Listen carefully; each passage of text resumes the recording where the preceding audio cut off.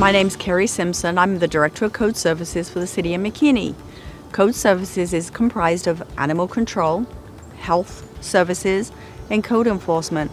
All these programs are really important to the community. We are partners with the community on improving the quality of life and the health and safety for residents.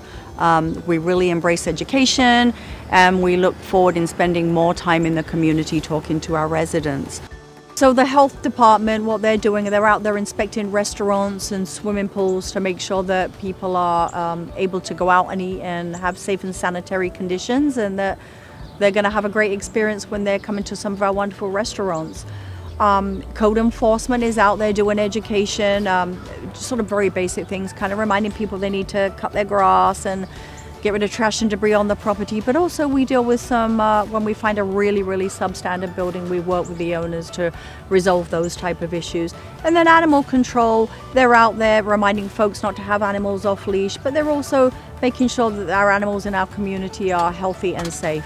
And so all of these programs are key to making sure that we have a safe, wonderful environment to live. My philosophy of code enforcement is that we really partner with the community. We don't just care about somebody cleaning up something. We want to make sure that if someone needs help, that we're the people to help them.